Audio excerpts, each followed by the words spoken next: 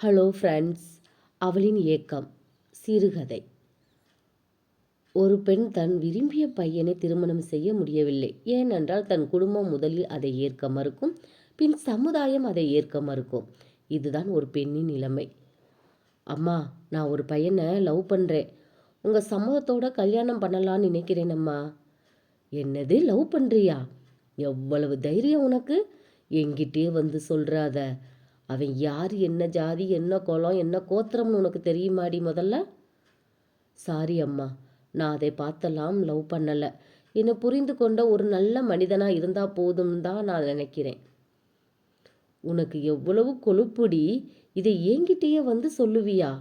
நல்ல மனிதனா மனிதன், இது உனக்கு சோற போட போகுது? இல்லை இந்த சமுதாயத்தில் தலை நிமிர்ந்து நீ வாழ முடியுமா? ஒரே ஜாதியாக இருக்கணும், நல்லா சம்பாதிக்கணும், நம்ம சமுதாயத்தை சேர்ந்த பையனாகவும் இருக்கணும். அப்படின்னா தான் இந்த ஊரில் நீ தலை நிமிர்ந்து வாழ முடியும். இதை பற்றி உனக்கும் தெரியும் தானே? அதெல்லாம் எனக்கும் தெரியும்.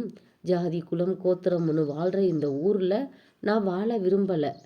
எனக்கு எல்லோரும் சமம்தான். பையன் எப்படிப்பட்டவன், நல்ல பையனான்னு நீங்கள் அப்படி பார்க்க முன்னாடியே ஜாதியை பற்றி பேசுகிறீங்க. நீங்கள் இதுக்கு ஒத்துக்கிற மாட்டீங்கன்னு எனக்கு நல்லாவே தெரியுமா?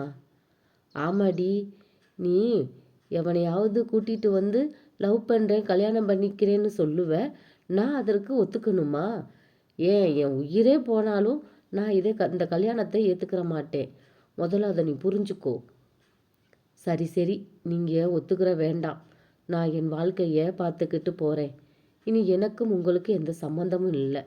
நான் செத்தே போனால் கூட இந்த ஜாதியை வெறி பிடித்த அம்மா என்னை வந்து பார்க்க வேண்டாம் என கூறிவிட்டு தன்னை பெற்ற தாயையும் தன் குடும்பத்தையும் தான் வாழ்ந்த ஊரையும் மிகுந்த ஏக்கத்துடன் ஒருமுறை திரும்பி பார்த்தபடி சென்றாள் அவள்.